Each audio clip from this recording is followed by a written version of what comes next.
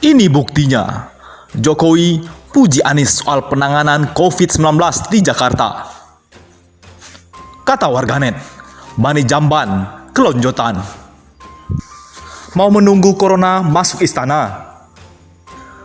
Akhirnya, Presiden Joko Widodo mengapresiasi pemerintah daerah atau Pemda DKI yang telah melakukan sosialisasi tentang pencegahan dan penanganan penyebaran COVID-19. Saya ingin memberikan juga apresiasi terhadap daerah yang mampu mengedukasi masyarakat, memberikan penjelasan yang baik, seperti DKI Jakarta, Jawa Tengah, Jawa Timur, kata Jokowi di Bandara Internasional. Jakarta memang patut diapresiasi karena bisa mengambil kebijakan berdasarkan pola penyebaran COVID-19. Gubernur Anies melihat pola penyebaran seperti di Italia, Amerika, dan Iran, lalu ambil kesimpulan dan buat langkah-langkah strategisnya di Jakarta. Jangan sampai corona masuk ke istana. Seharusnya pemerintah Jokowi ambil langkah antisipatif dan preventif model begini. Bukan kemudian malah Menkes yang pejabatnya model Menko Polhukam bilang Anies menakut-nakuti dan berlebihan. Juga buzzer-buzzer dungu yang ikut-ikutan hanya karena like dan dislike.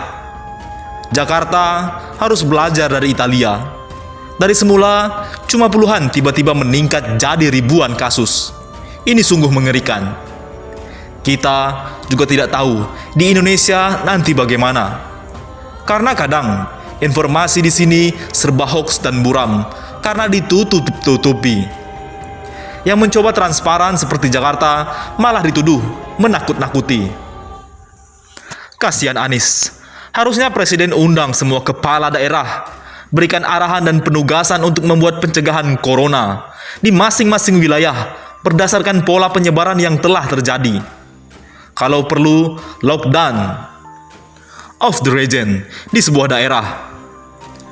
Kalau kondisinya emergensi atau taraf memaksa, mengapa lockdown atau menutup wilayahnya dari arus keluar masuk orang dapat dilakukan di sebuah negara, di daerah tidak? Ini sebagai langkah antisipasi, apalagi pasca kebijakan pembebasan visa bagi wisatawan, terutama Cina yang masuk ke Indonesia. Indonesia bak negeri tak bertuan. Kalau sudah ada di Indonesia, apa yang mau di lockdown? Kalau di tingkat pusat tidak punya kepedulian atau sense of crisis buat mengantisipasi penyebarannya di daerah, malah cengar-cengir dengan gaya salaman model baru di istana. Mending tidur aja deh.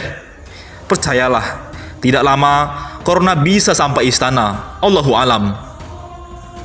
Kata Anies, posisi DKI siap membackup pemerintah pusat dalam penanganan corona.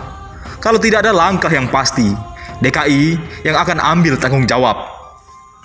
Sungguh keren bapak yang satu ini. Dari narasi Anies ini dapat disimpulkan, pertama, tetap loyal dan bersinergi dengan pemerintah pusat Jokowi dalam mengatasi virus corona. Kedua, ambil tanggung jawab jika tidak ada pihak yang menghadapi penyebaran COVID-19 ini. Tentu bukan soal siapa jagoan dan siapa ingin jadi pahlawan. Ini menyangkut nyawa manusia, terutama warga DKI, di mana Anies sebagai pemimpin di situ. Seorang pemimpin itu harus bertanggung jawab terhadap warganya, termasuk menyelamatkan nyawa warganya. Soal ada orang Bandung sibuk caci maki, itu lain soal. Anies ambil langkah cepat.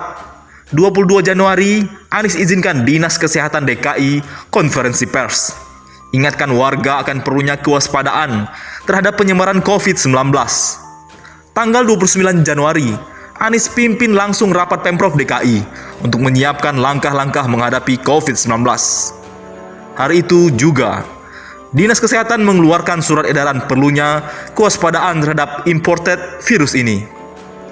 Melihat dan memantau perkembangan, pada 25 Februari, Anies mengeluarkan instruksi Gubernur nomor 16 tahun 2020. Isinya tentang langkah-langkah yang diperlukan oleh jajaran Pemprov DKI untuk penanganan COVID-19 yang penyebarannya mulai mengganas. Tidak hanya surat edaran dari Inggub, Gubernur DKI juga membuat situs khusus mengenai segala hal yang terkait virus corona. Alamat situs itu https://corona.jakarta.go.id. Di situ ada informasi, tanya jawab, aduan, dan segala macam terkait virus corona. Masyarakat antusias mengunjungi situs itu. Tidak hanya warga DKI, tapi banyak juga dari warga non-DKI. Sejumlah pihak meradang. Anies dianggap terlalu maju. Malah ada yang menuduh Anies itu monster, menakut-nakuti dan bikin gaduh masyarakat. Tidak ada suspek. Indonesia zero corona. Kenapa Anies keluarkan Ingup? Anies dibully. Hujatan mulai muncul dari berbagai media sosial.